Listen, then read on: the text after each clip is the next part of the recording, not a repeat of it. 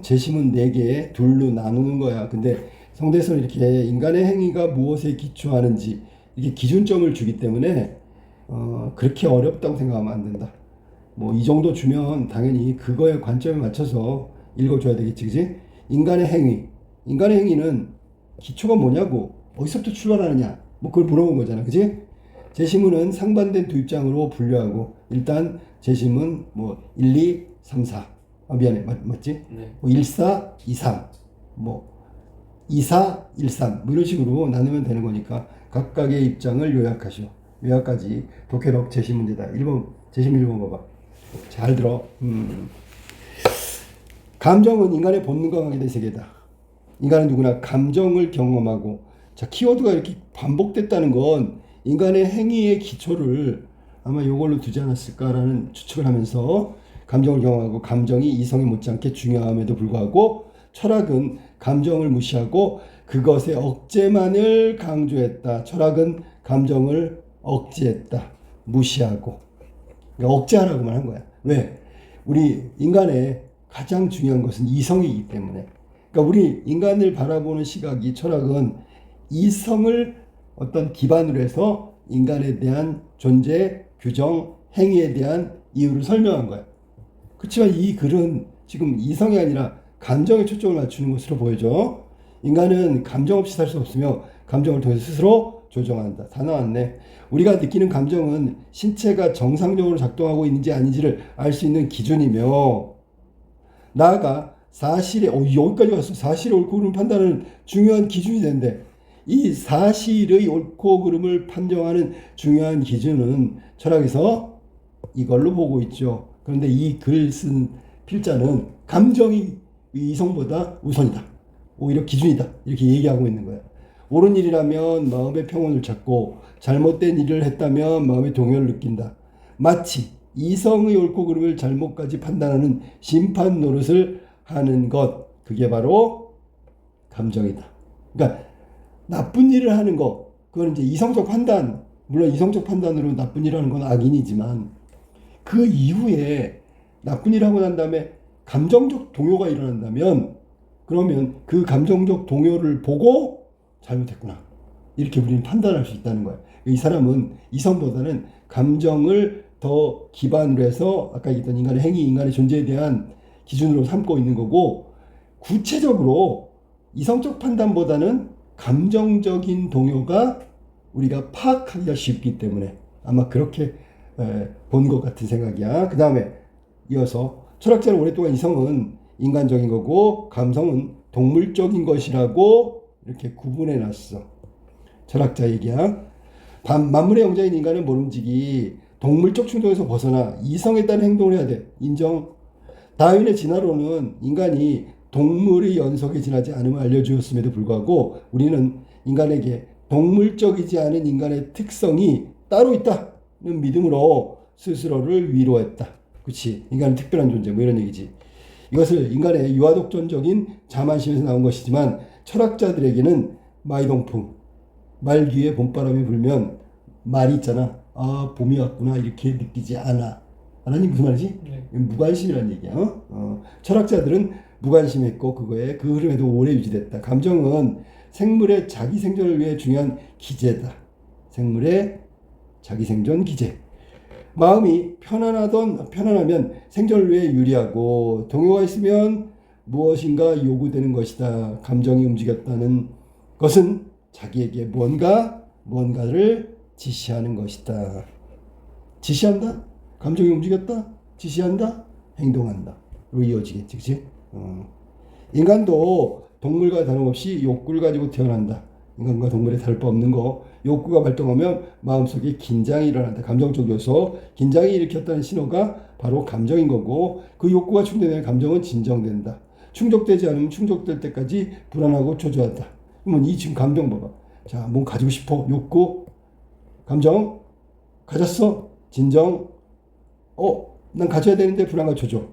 감정의 종류는 다양하다. 그만큼 예민하고 섬세하다. 욕구의 대상은 외부에만 있는 것이 아니라 자기 마음속에 내면적 욕구도 있다. 우리는 자신의 신념에 배치되는 어떤 사실을 발견하면 그것 때문에 긴장한다. 그리고 그 상황에서 납득할 만한 결말을 찾아 감정의 평화를 얻는다. 감정은 기분 좋은 상태와 기분 나쁜 상태로 크게 둘로 구별된다.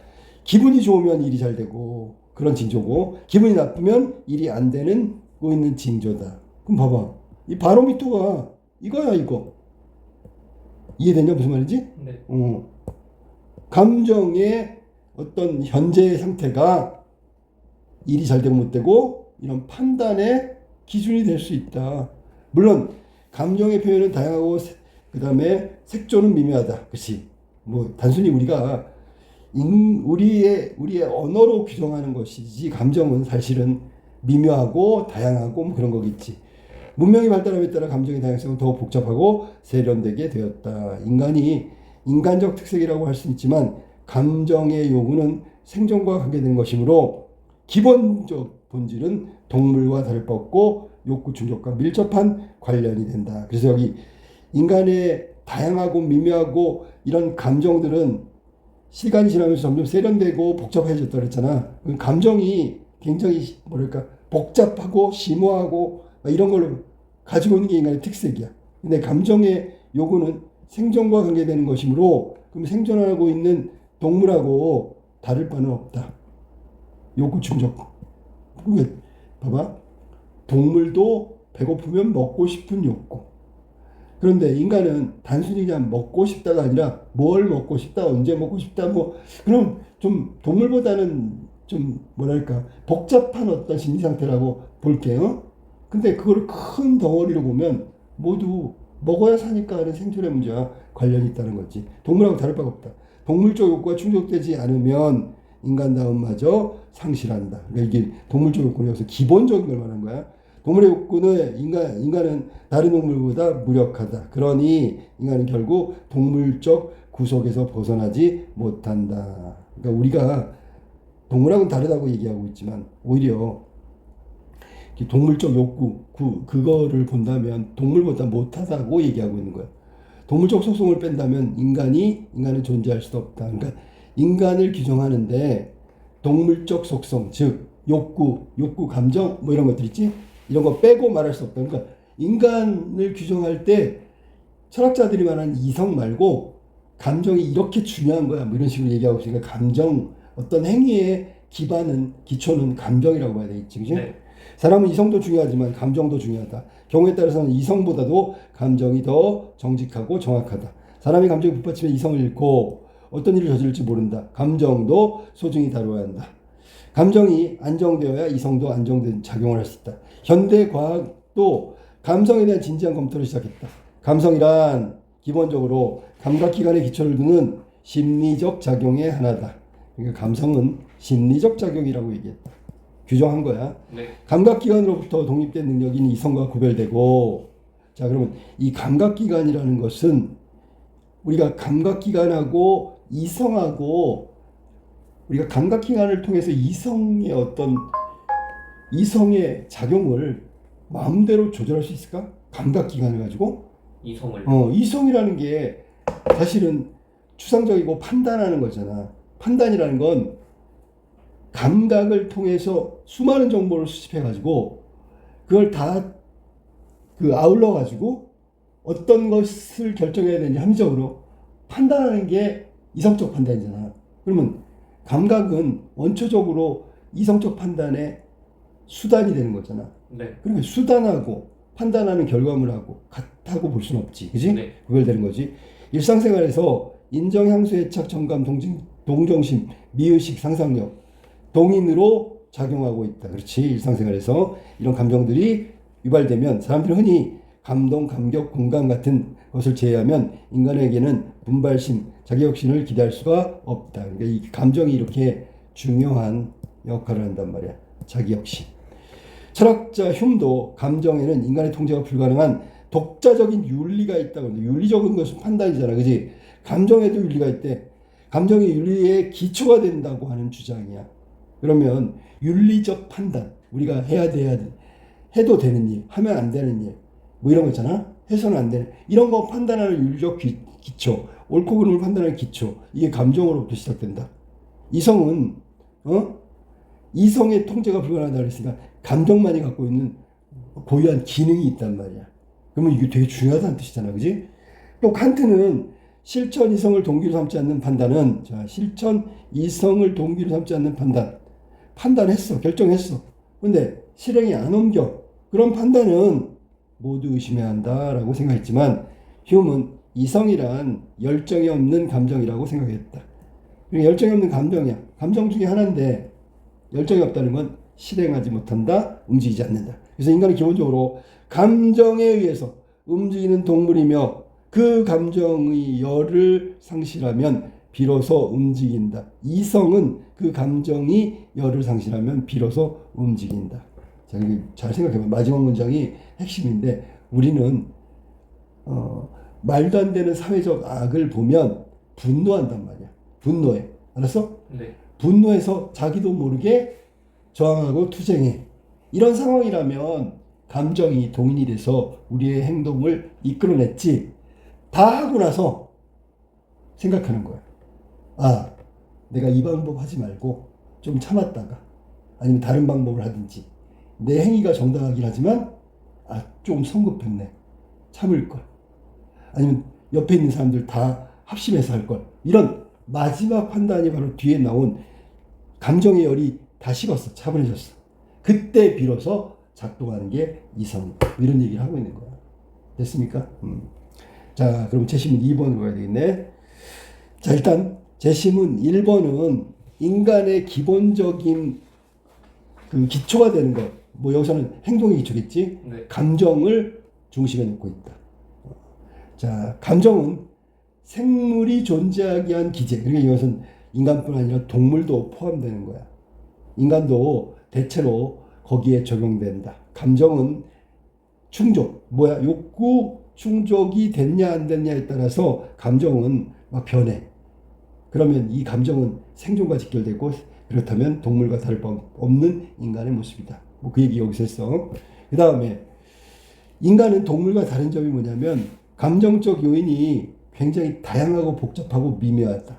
동물은 단순하다. 하지만 이것을 한꺼번에 모으면 생존적 욕구에 의한 감정의 동인, 이런 점은 공통점으로 바라볼 수 있다는 거야. 그런 내용을 담고 있고요. 맨 마지막 문장에 큰 힘을 줬어. 감정에 의해서 움직이는 동물, 결정타지, 그지? 이성은 감정의 열이 식은 다음에 작동하는 그 다음 판단이라고 얘기했다. 재심문 2번.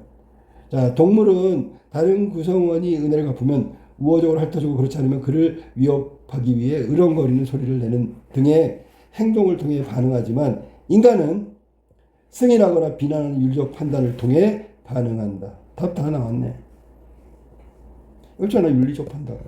그럼 이성이야, 이건. 네. 1번 재심문을 통해서 본다면 감정의 대립선을 이성이라고 봤기 때문에 윤리적 판단이 바로 이성이란 말이야. 동물은 감정적 반응이잖아, 지금. 그 다음에 이런 판단은 사실상 우호적으로 핥음, 으르렁거림, 소리를 세련되게 가다듬은 것에 불과하다라는 반론을 제기할 수 있다. 자, 소리를 세련되게 다듬은 것, 그게 바로 윤리적 판단 중에 승인이나 비난이다. 그러니까 동물을 핥아주는 게 승인, 비난을 으렁거리는 게 승인, 비난. 그러니까 이게 그게 동물적으로 표현하면, 자, 인간이 승인한다는 것, 즉 허용한다는 건 핥아주는 거. 인간이 그거 잘못해서 비난하는 건 으르렁거리는 거. 다를 바 없는 다른 이름이라고 생각하면 돼. 이거는 이성적 판단이라는 게 특별하지 않다라고 주장하는 반론자들의 얘기지, 그지? 하지만 보세요. 한 가지 차이는 분명하다. 으렁거림이랑 핥아줌의 경우 그 행위에 정당할 필요는 없지만 정당성 필요 없다고. 왜 그렇게 해야 되는 거야? 뭐 이런 거. 윤리적 판단은 정당성이 있어야지. 자신의 판단을 옹호할 수 있어야 한다. 서로 논쟁하면 왜 그런 일을 했지? 라고 물을 수 있다면 단순히 으렁거리 핥아줌의 윤리적 판단으로 진화한 것이다. 그러니까 단순한 거에서 이렇게 복잡한 거 혹은 고차원적으로 진화한 거다. 이렇게 얘기한 거야. 걔는 어떤 사람을 보면 으렁거리다가도 다른 사람을 보고 꼬리를 살랑거릴 수 있으며 이런 차이를 정당할 필요는 없다. 그냥 그거는 동물적 반응, 감정적 표현이야.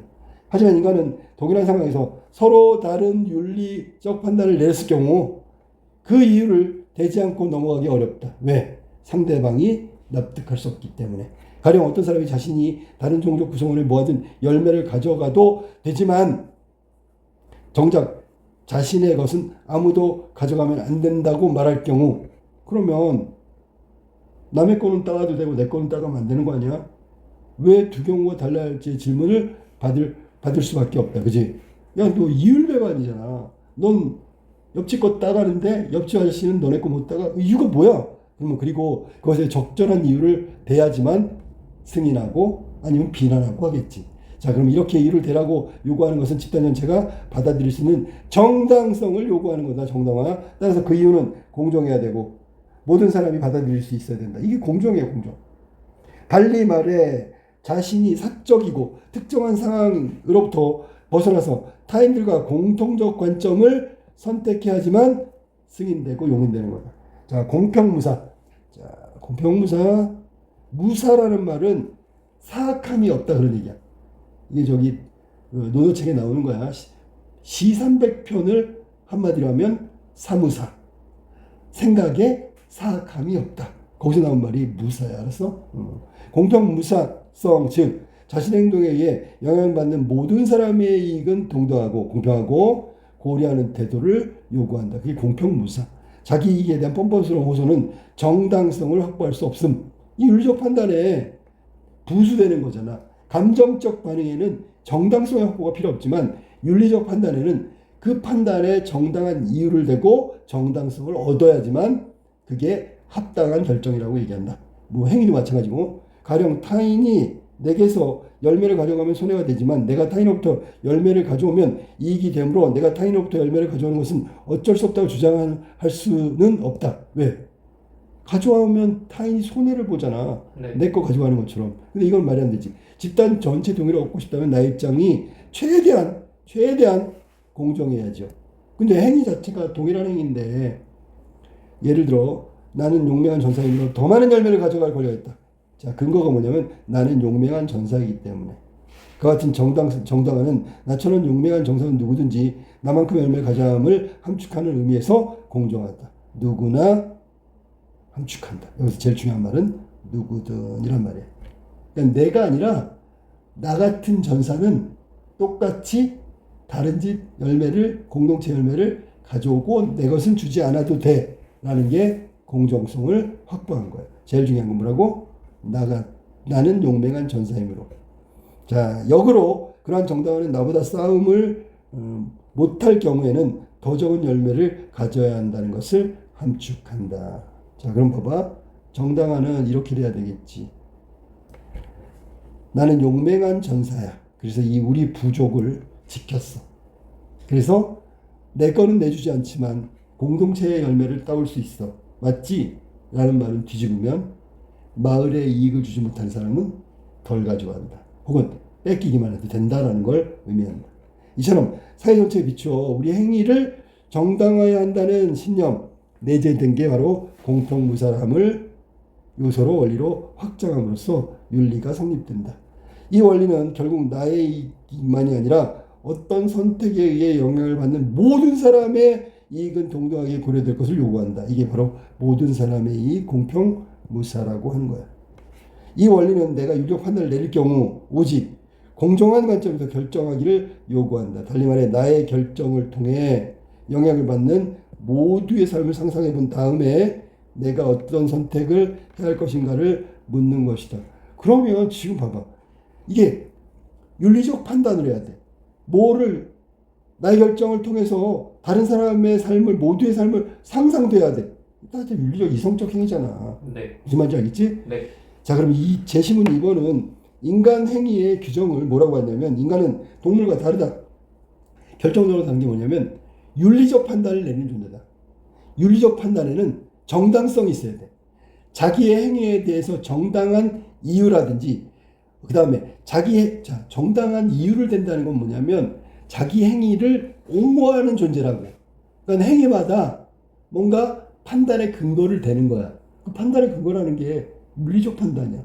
윤리적 판단이 안 되면 다른 사람의 옹호, 다른 사람의 수용을 이끌어낼 수 없잖아. 네. 그러니까 거기에 판단은 뭘까요? 그러면 이성적 행위라고 볼 수 없겠지, 그지? 그리고 이 윤리적 판단의 중요한 건 뭐냐면 아까도 얘기했었는데 윤리적 판단의 정당성은 이런 거야. 뭐냐면 이런 거. 모든 사람의 이익, 모든 사람의 삶 동등하다. 그러면 그 판단은 정당성을 확보한다. 이해됐지 무슨 말인지? 네. 그래서 윤리적 판단은 당연히 이성에 기초하고 있는 거니까 재신문 1번하고 재신문 2번은 각각 감정과 이성이라는 상반된 키워드로 내용을 함축하고 있기 때문에 얘네들은 묶여서는 안 돼. 자, 그럼 3번 가볼까? 인간은 지속적으로 생각하는 힘을 가지고 있는 반면 동물은 본능에 따라 행동한다. 인간은 생각하는 힘, 그것도 지속해서 인간 이외의 동물은 옳다, 옳지 않다, 사실이다. 그러니까 이거는 기준이기 때문에 그래. 어떤 기준으로는 인간 이외의 동물은 옳을 수도 있고요, 옳지 않을 수도 있다는 얘기야. 사실이다, 사실이 아니다.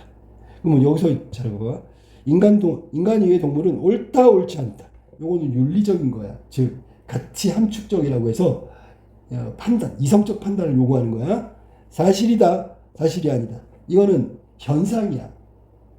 그러니까 사실일 수도 있고 아닐 수도 있지요. 옳고 그름이 아니라 OX, 맞다 틀리다로 바뀌어. 옳다 그르다가 아니라 동그라미 X 이걸로 바뀐다고. 이런 걸 이제 몰가치라고 보통 얘기를 해. 네. 그래서 인간의 행위는 옳다, 옳지 않다로 이야기할 수 있는 부분도 있지만 아닌 부분도 있는데 여기서 굳이 동물과 비교하면 인간의 행위는 옳다, 그르다로 윤리적 어떤 판단으로 내릴 수 있는 거고 자연현상 같은 경우에는 그냥 사실이야, 아니야 뭐 이런 걸로 나눈다. 논리적으로 분별하거나 판단하지 못한다. 인간 이외의 동물은. 그러면 결국은 이게 인간의 특성이고 인간은 윤리적 판단을 할 수 있고요. 어떤 사실에 대한 검증도 할 수 있어. 이건 동물은 못하고 인간만이 하는 거야. 동물도 감각적으로 먹이가 있는 것을 찾아 나설 수 있어. 하지만 인간 이외의 동물은 왜 먹이가 그곳에 있는지 논리적으로 추론하지 못한다. 그럼 지금 이성 쪽에 맞춰져 있네. 그지? 그러면 재식은 2번하고 연결된 가능성이 있어. 인간은 그곳에 물이 있어 나무가 자라. 나무가 자란다거나 아니면 땅이 비옥해. 햇볕이 잘 들어. 그럼 먹이가 있을 필요한 여러 가지 조건이 갖춰졌네. 그리고 그곳에 가서 먹이를 구하고 먹이가 있는 이유를 추론해낼 수 있다. 추론. 더 나아가 그러한 조건을 인위적으로 만들어 먹이를 지속적으로 생산할 수 있다. 농사 짓는 거야. 인류사에서 이성은 여태 동물과는 다른 인간만의 특징의 활동인 철학, 과학, 언어, 수학, 예술 이런 활동을 가능하게 한 원동력이 된 것이다. 인간은 이렇게 뭔가 추론하고 생각하고 인위적으로 조건을 만들고 이런 것이니까 결정적으로 이성은 나와버렸네. 자기 인식이나 신념, 기존의 제도 전통을 주체적으로 변경할 수 있게 하는 힘. 인간 이성은 자유와 자기결정권의 진정한 밑바탕을 형성하고 있다. 바로 이성이 갖고 있는 유일무이한 핵심이지, 그지? 이성적 존재인 인간은 단순히 자율적으로 도덕법을 세우는데 그치지 않고, 법률을 세우고 거기서 머무는 게 아니라 스스로 설정한 행위의 원칙이 보편적인 도덕 법칙에 합치되게끔 이끌어가는 의지의 힘을 가졌다. 그럼 법을 만들고 법을 옳은 방향으로 아니면 법이 갖고 있는 핵심을 실현하는 방향으로 적용하고 형벌을 가하고 그 다음에 법률을 바꿔가면서 고쳐가면서 진행해 가고 있다는 얘기잖아 지금. 그게 원천적인 힘의 바탕은 이성이다. 이성. 자, 합리적 소비에 대한 전통적 견해는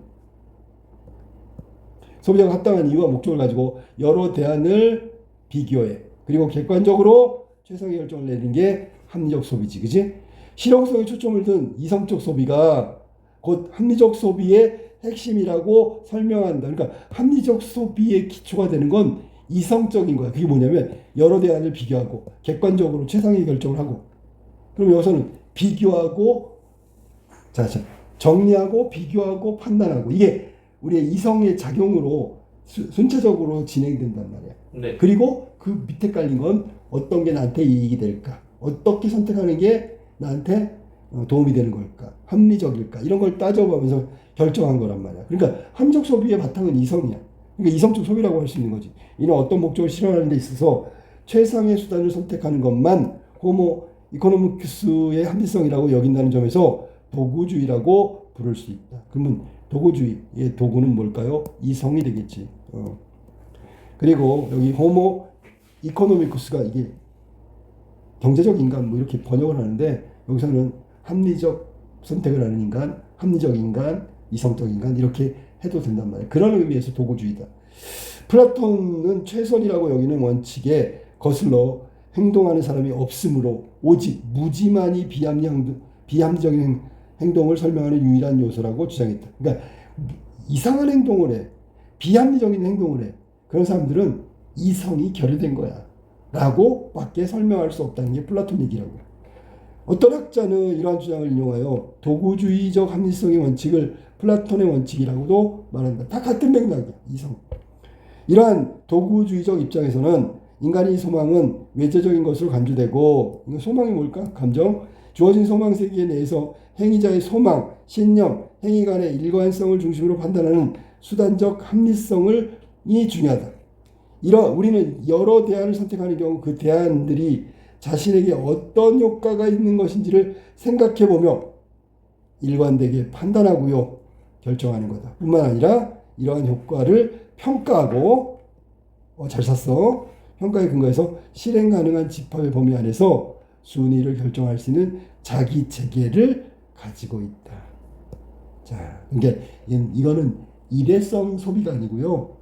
합리적 소비에 계속 뭐랄까 일관되게 그 행위에 대한 그 구조, 체계를 만들어 간다라는 얘기를 하고 있는 거예요. 네. 그러니까 이걸 간단하게 얘기하면 이거지.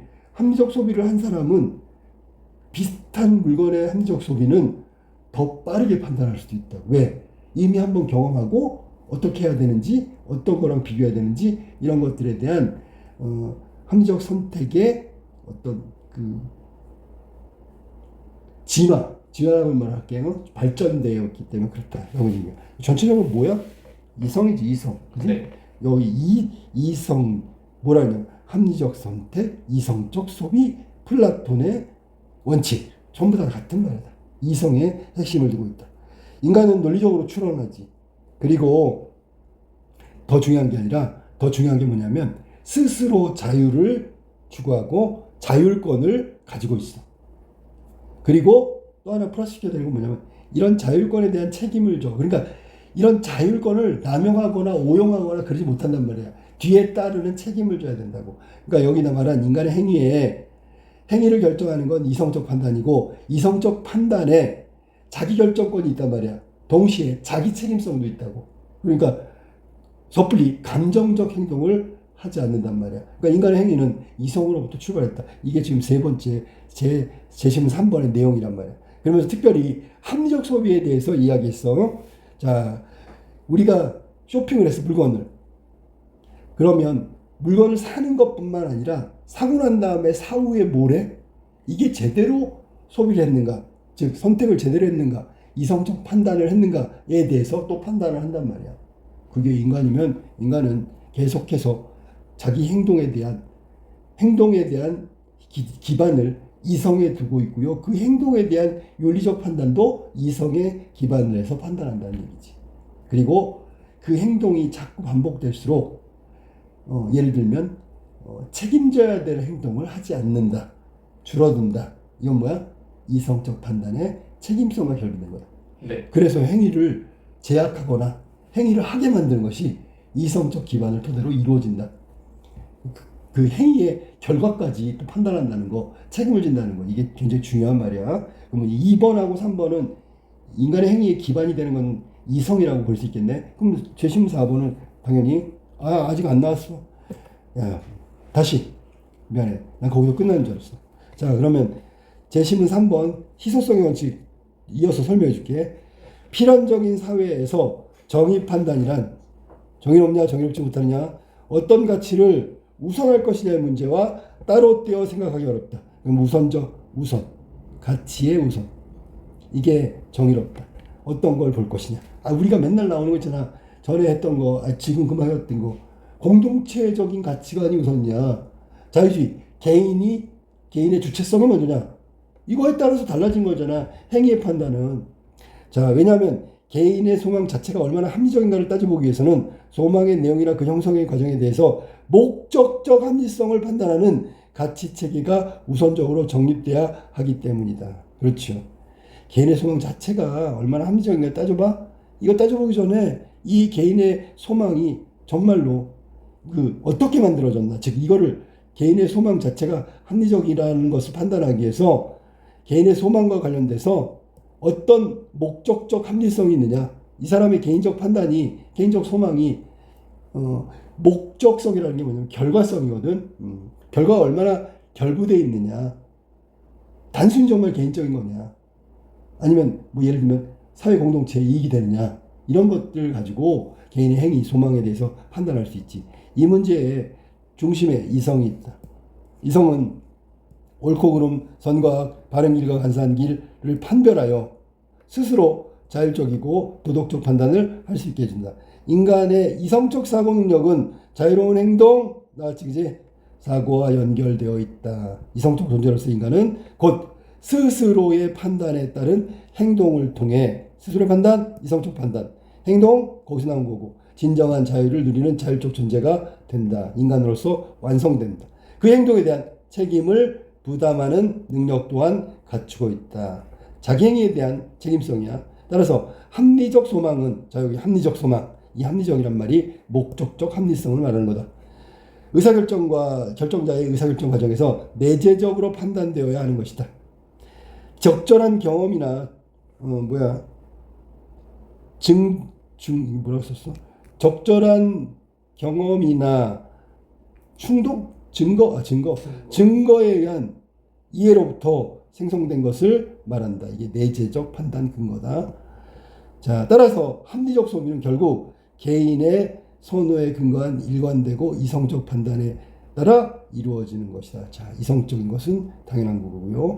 합리적 소비는 개인의 선호가 반영되고요. 그리고 늘 항상 일관되게 선호가 반영되는 거, 이성적 판단 이런 것에 의해서 이루어지는 게 합리적 소비다. 재심은 3번. 그러니까 이건 합리적 선택에 관련돼서 이성의 작용을 설명하고 있다고 생각하면 돼. 합리적 소비의 이성적 판단.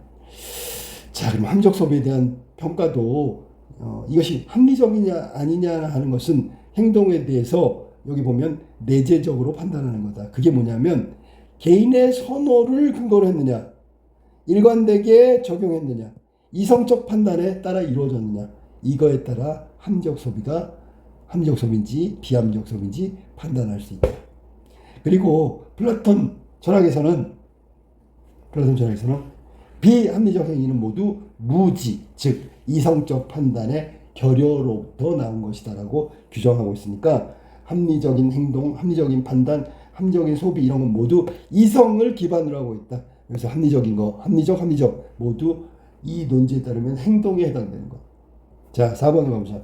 자, 그럼 1번하고 4번은 같은 거니까. 우리의 도덕적 견해는 이성에 기초하는 것일까?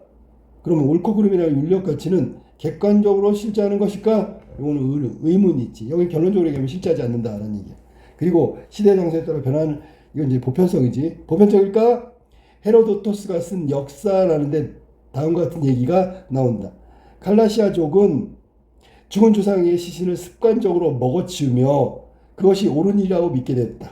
자, 식인이 이건 풍습이라고 해야 되나, 문화라고 해야 되나, 옳은 일이라는 신념을 갖고 있어. 반면에 그래서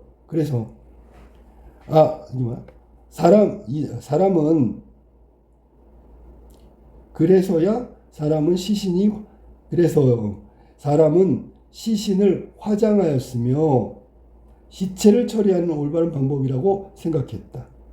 그레시아. 미안해. 이름이었네. 그레시아. 난 그레소인 줄 알고. 그레시아하고 지금 칼라시아족. 네. 여기는 식인 풍습을 말한 거고 여기는 화장 풍습을 말한 거야. 사후 처리를. 그렇지만 우리는 시체를 먹어야 하는가 아니면 불태워야 하는가. 이처럼 각 문화권이 서로 다른 도덕적 규범을 가지고 있는 경우 어느 하나를 반드시 옳다고 할 수 있을까? 문화 상대주의. 서로 다른 문화권은 다름의 도덕적 규범을 가지며 그중 어느 하나만이 객관적으로 옳다? 그러다 할 수 없는 거고요. 도덕의 객관성과 불변성에 심각한 타격을 주었다. 자, 봐봐. 도덕의 객관성. 이게 문화적 특수성. 그 부족만이 갖고 있는 독특한 관습. 이거는 다른 부족과 구별되는 거잖아. 네. 그러면 같은 행위, 같은 의도를 갖고 있는데 행위 자체가 다른 방식으로 진행돼. 그러면 이거는 객관적인 게 아니라 각 부족의 특성별로, 즉 각 부족의 주관적 판단에 의해서 진행되는 거잖아. 도덕이 그러면 안 되죠. 그리고 도덕은 변하면 안 되죠. 이 불변성은 지역이나 시간을 말하는 거야. 보편적이어야 된다는 얘기지. 그런데 아니야. 그거를 보편성이 인정받지 못해. 그게 타격이란 말이야. 도덕은 그렇게 하면 인정 못 받거든. 자, 그러면 나는 한 걸음 더 나아가 도덕의 견해들이, 자, 지금 도덕이라고 얘기하는 계속 도덕. 이게 바로 윤리적 판단을 의미하는 거야. 그러니까 윤리적 판단은 이성에 기초하고 있지. 그러니까 이성을 비판하려고 하니까 이성에 기초된 윤리적 판단을 비판하고 있는 거야. 그럼 결국 이성이 불완전하다. 이성이 객관적이지 못하다. 왜냐하면 그 이성의 결과물이 윤리적 판단이니까. 그래서 도덕적 견해들이 우리의 감정에 기초했으며, 그러니까 그러면 봐봐. 이런 견해들은 감정으로부터 나왔대. 그럼 이성이 아니란 얘기잖아. 그지? 이성을 부인한 거지. 그 이상이 아무것도 아니다. 감정적 표현이다. 감정에 달려있다. 객관적인 옳음, 그름은 존재하지 않는다. 객관적으로는 안 존재해. 물론 옳고 그름은 존재해. 상황이나 뭐 대상이나 조건이나 이거에 따라 달라진다는 얘기지. 어떤 사람에게 선하고 어떤 사람에게 악하고 할 때 나는 객관적으로 판단하고 있는 것이 아니라 단지 그들에 대한 나의 감정에 따라 말하고 있는 거야. 히틀러와 그의 신복들이 수백만 명의 무고한 사람들을 학살한 것은 하나의 팩트, 사실이야. 그러나 그들이 행한 것은 나쁘다고 할 때 결코 사실에 대한 객관적 평가를 내리고 있는 것이 아니다. 객관적 평가는 객관적 가치 기준을 적용하는 거고, 인간이면 누구나, 자, 여기 나왔네. 보편적 감정이지, 그지? 인간이면 누구나 그렇게 평가하기 마땅하다고 주장을 함축하는 것이다. 그러나 진실은 그렇지 않다. 그들이 행한 것은 나쁘다고 말할 때, 좋다고 말할 때 우리는 그들의 행동에 대해서 부정적인 감정을 가진다고 말하고 있는 것이다. 이거는 맞잖아. 부정적인 감정. 그들이 행한 것이 나쁘다고 말할 때 우리는 그들에 대해서 부정적인 감정을 전제로 얘기하고 있다. 그럼 여기서 이런 거야. 예를 들면 그들이 행한 것이 말할 때 이게 행위고, 행위의 기본은 감정으로부터 나온다. 제시문 이거랑 똑같이, 그지? 네. 동성애가 나쁘다고 말하는 것이 동성애에 대해서 부정적 감정을 가지고 있으니까 나쁘다고 말하는 거야. 주장이 다름없다. 다름 아니다. 이것은 우리 모든 도덕적 판단이 똑같이 적용된다. 그러니까 모든 판단의 기반은 나쁘다고 말한 것은 부정적 감정에서 출발한 거고, 좋다고 말하는 것은 긍정적 감정에서 출발하는 거라고 해석하는 게 옳다. 결국 도덕은 이성적 판단, 윤리적 판단은 어떤 사물의 행동이 선하고 어떤 사물의 행동이 악한가에 관한 논의가 아니고, 도덕은 우리에게 어떻게 살아야 한다거나 어떤 견해에 따라야 한다는 것을 말하지 않는다. 도덕적 판단은 무의미하다. 우리가 어떤 도덕적 판단을 내리든 간에 실제로는 오직 우리의 감정이 나타내고 있을 따름이고요. 그 이상의 이하도 아니다. 그러니까 그냥 감정적 표현일 뿐이다. 우리는 어떤 쟁점에 대해서 도덕적 의견을 가질 수 있고 동성애자의 권리를 인정하거나 반대할 수도 있다. 그러니까 이게 아까 얘기했던 객관적이지 못한 도덕적 판단이지. 그러나 어떤 입장을 취하든 간에 그 선택은 진리의 표상이 되는 것이 아니고, 그 판단이 옳은 것은 아니고 단순히 그냥 개인적 감정을 표현하고 있는 거다라고 하는 게 옳다. 감정의 표현이다. 여기서 지금 어떤 것에 대한 말할 때라고 나온 이 부분이 인간의 행위로 본다면 행위의 기초는 감정에 있고요. 어떤 윤리적 판단은 그것이 진정으로 옳고 그름의 판단이 아니다. 감정의 표현일 뿐이다. 그냥 그 대상에 대해서 느끼는 감정이 부정적이면 잘못됐다고 얘기하는 거고, 긍정적이면 옹호하는 거고 그거에 불과한 거야. 더 이상 거기다가 도덕적 잣대, 이성적 판단에 윤리적 판단이 옳고 그름이 거기다 적용해서 안 된다라고 얘기하는 게 마지막 네 번째 제시문이야. 자,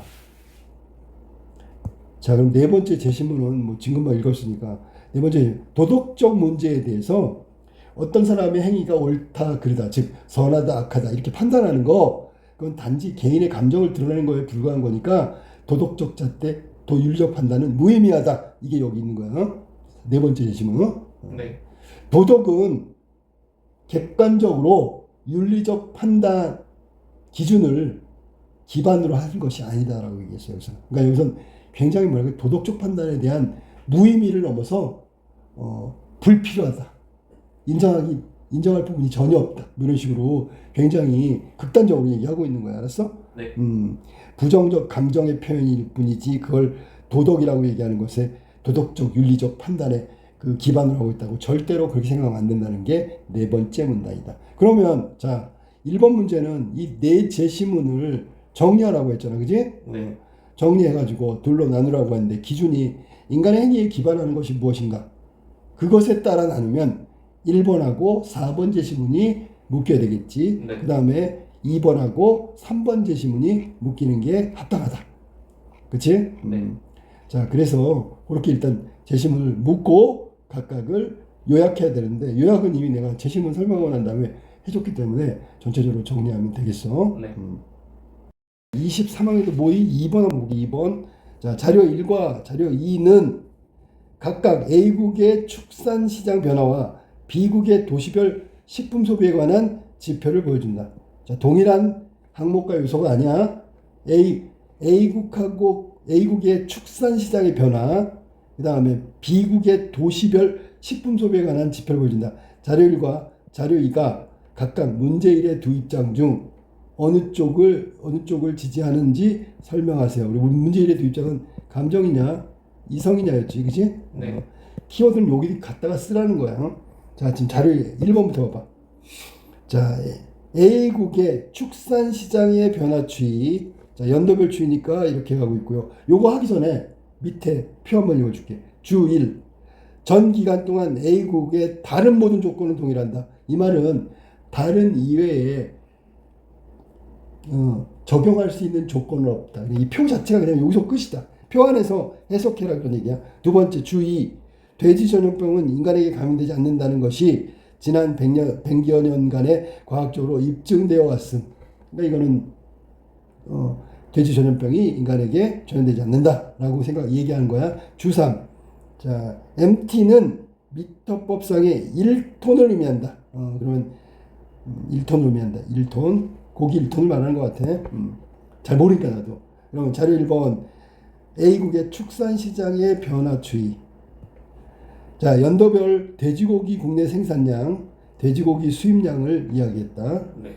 자, 그러면 국내 돼지고기 생산량은 거의 일정하네, 그지? 네. 2017년부터 2020년도까지 거의 변화가 없다고 얘기하면 돼. 그 다음에 수입량의 변화는 예를 들어 2017년도의 수입은 요게 42만 8천 톤이라고 할게. 42만 8천. 이때 변화, 중점적으로 둬야 되는 게 뭐냐면 국내 돼지고기 전염병 발생 건수 없고요. 그 다음에 주요 수입국에도 없었어. 이거 왜 얘기하냐면 두 번째 보면 돼지 전염병은 인간에게 감염되지 않는다. 이게 이유는 아니라는 걸 얘기하고 싶은 거야. 네. 자, 그러면 여기서는 기본이 되는 게 2017년. 2018년으로 갔더니 다른 건 모르겠는데 돼지고기 수입량이 줄었네요. 뭐 현저하게 줄었다. 뭐 이렇게 얘기할 수도 있어. 4분의 1이 줄었으니까, 그지? 네. 그럼 많이 줄은 거지. 근데 왜 줄었지에 대한 얘기를 해보니까 소비량이 이건 결과니까 됐고요. 자, 주요 수입국 중에 돼지고기 전염병 발생이 2건이 났단 말이야.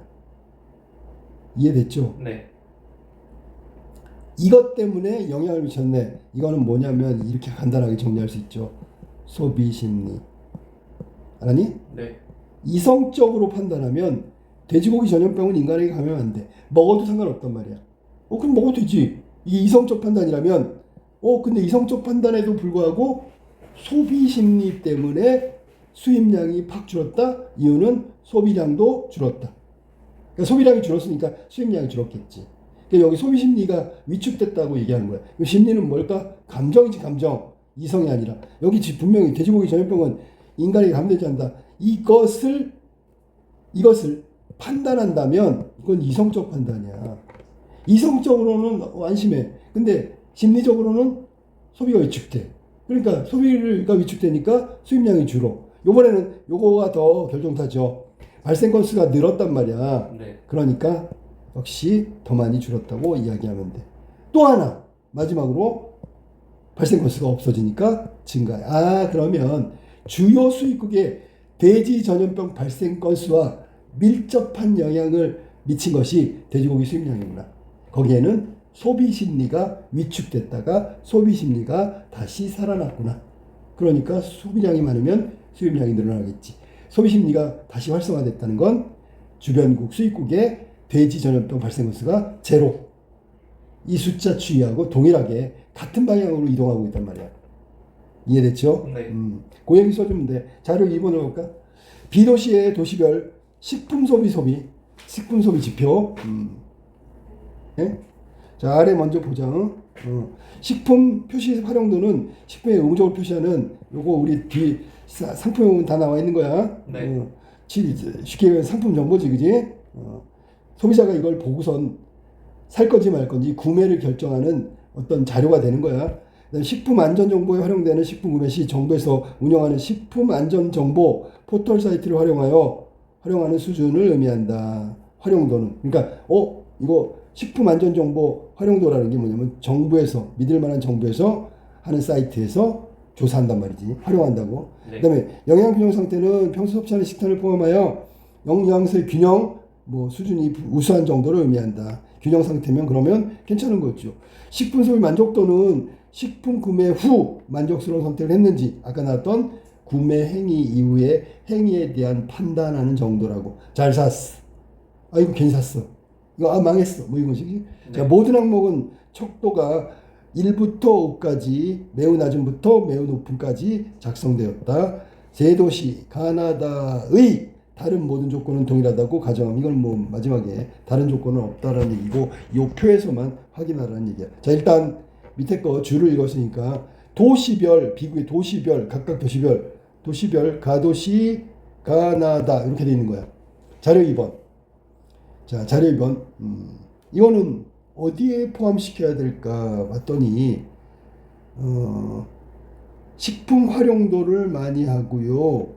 뭐냐면 이 지금 자료 2번에 나와 있는 이걸 통찰하면 일관되게 한 번에 일목요연하게 보면 모든 그래프가 동일하다고 볼 수 있어.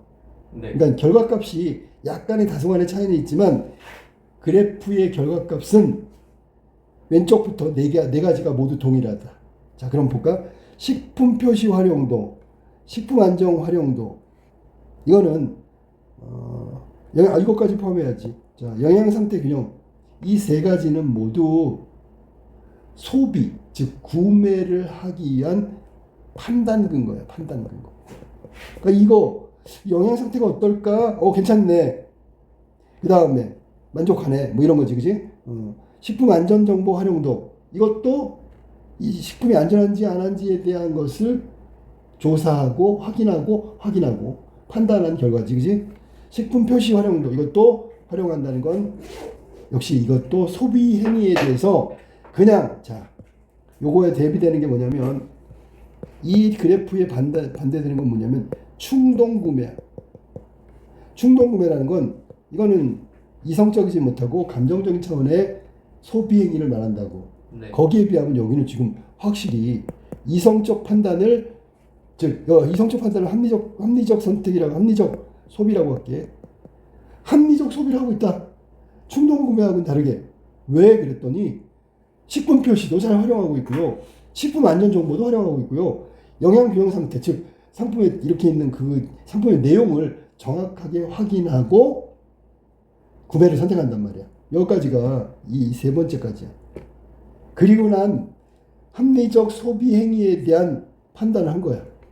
그게 같은 수치를 나타내고 있단 말이야. 즉 가도시가 가장 높고요. 그 다음에 다도시, 나도시 이 순위가 바뀌지 않았어. 그러면 앞에 거에 활용했던 객관적 자료라든지 그 다음에 여기 활용할 것들을 제대로 활용했다라고 스스로 마지막에 소비에 대한 판단을 하고 있는 거야. 그러니까 그 판단이 앞에 활용한 거하고 뒤에 나온 소비자 만족도하고 같은 결과로 이어졌다고. 네. 그런 거는 앞에서 적용한 합리적 소비, 이성에 근거한 합리적 소비를 옳은 것이라고 판단했다고. 그러면 이거는 당연히 이성과 관련지어서 설명할 수 있는 자료가 되겠지, 그지? 응?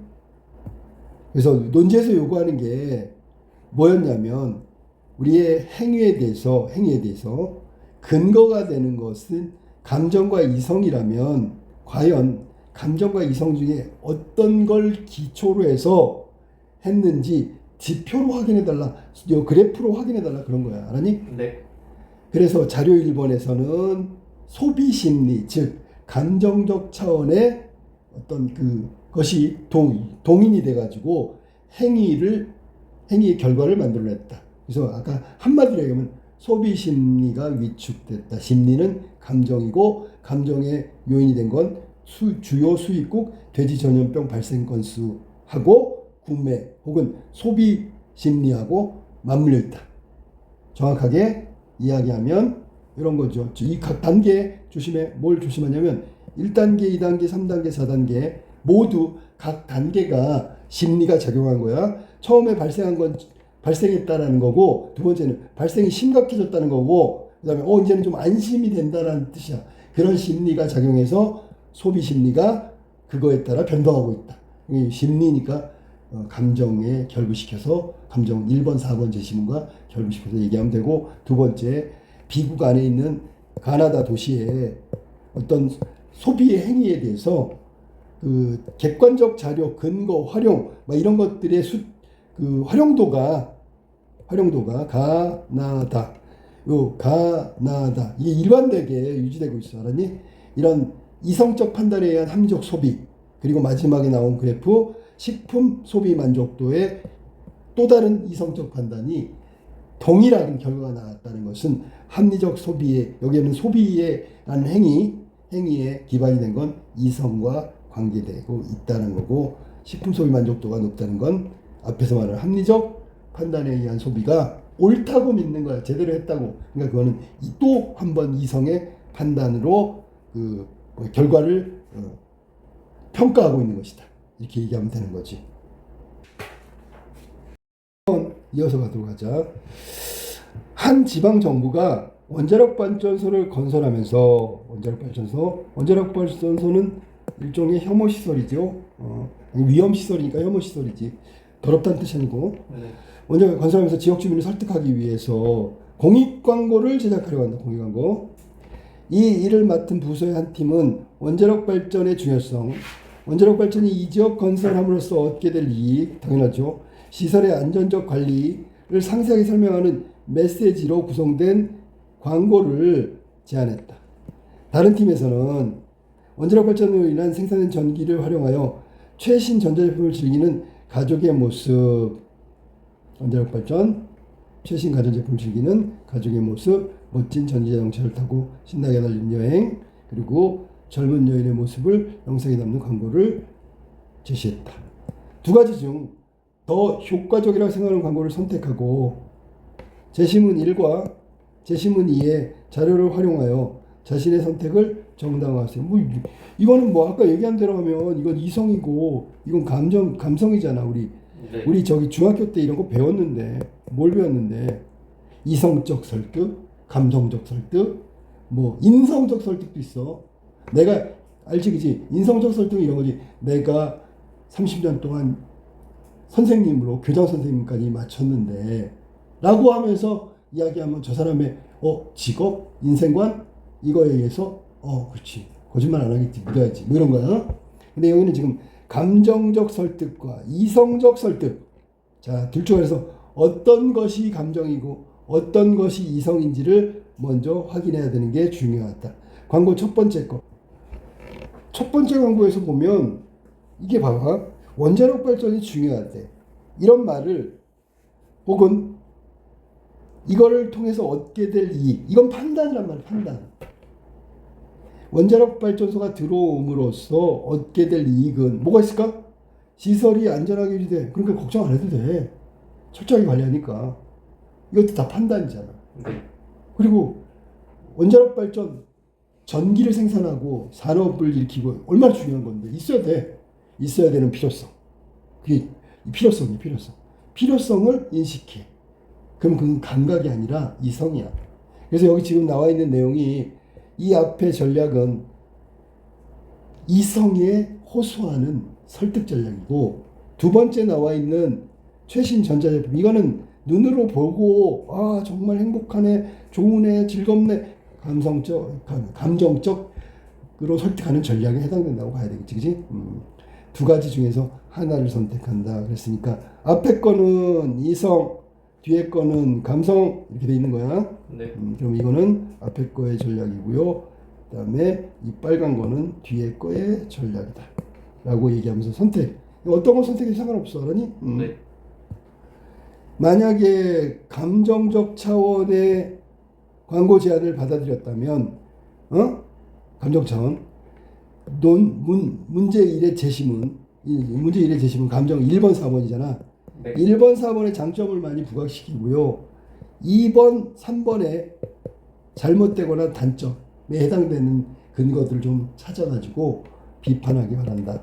알았지? 네. 반대의 경우라면 마찬가지지. 반대의 경우라면 2, 3번 제시문의 좋은 점, 즉 이성적으로 판단하는 게 좋은 점을 이야기하고 1, 4번의 감정적 차원의 잘못된 점 이거를 비판해야지. 그러니까 앞에 거 선택한 사람은 이성, 뒤에 거 선택한 사람은 감정에 호소하는 전략을 세워야 된다고 이야기하는 거다. 됐죠? 네.